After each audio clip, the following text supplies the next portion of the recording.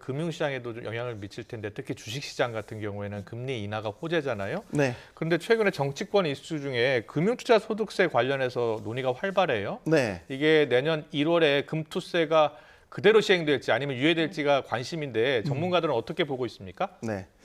이번 주에 민주당에서 의원총회를 열어서 네. 이 금투세에 대한 당론을 결정하려고 했습니다. 예, 근데 의원총회에서 결국 결론을 내리지 못했습니다. 그랬군요. 네. 예, 그래서 지도부에 위임하기로 이제 결론을 내렸거든요. 예, 지금 민주당이 사실상 금투세 내년 1월 시행에 대해서 키를 쥐고 있는 건 예. 아시겠지만 다수당이기 때문이죠. 네.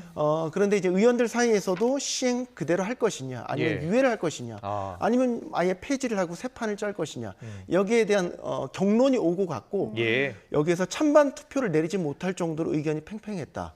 그래서 결국 지도부에 위임하는 결정을 내렸고 시행이든 유예든 폐지든 각각의 이유들은 다 지금 있는 상태입니다. 그렇군요. 예. 이게 시장에는 계속해서 불확실성으로 지금 작용할 수밖에 없는 아. 그런 상황인 거고 예, 예. 결국 지금 민주당 지도부가 결론을 내야 되는 그런 상황이 맞습니다. 그렇군요. 그런데요, 지금 우리나라 주식시장이 전 세계 주식시장에 비해서 올해만 보더라도 상승률이 굉장히 낮잖아요. 오히려 하락한 종목들도 많고요. 네, 저 근데- 남미 국가보다 예. 수익률이 그런데 지금 떨어진다는 거죠. 금투세를 만약에 유예하거나 폐지한다면 주식시장에 긍정적 영향을 미칠 것 같습니까? 어떻습니까?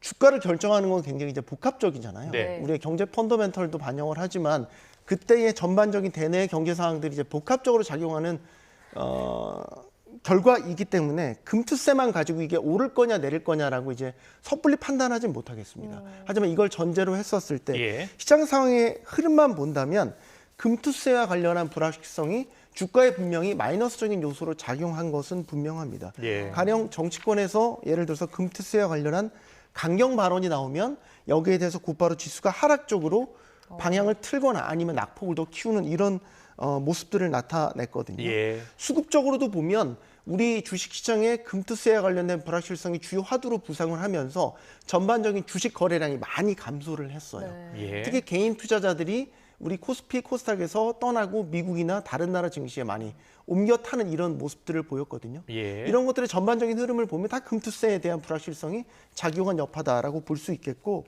금투세와 관련해서 최근에 일반인 내지 전문가들을 대상으로 다수의 설문조사들이 다 진행이 됐었습니다. 예. 전반적인 결과는 금투세 도입에 대해서 반대하는 의견들이 다 우세한 것이 많았어요. 그래서 예. 금투세 도입이 유예되거나 혹은 폐지가 된다면 예. 단기적으로 보면 투자자들이 조금은 세금 걱정을 덜게 될 수 있다라는 기대감, 또 하나 정책적 불확실성이 사라졌다라는 이런 안도감에 단기적으로 보면 호재로 작용할 가능성이 크다라고 볼 수 있겠습니다. 알겠습니다.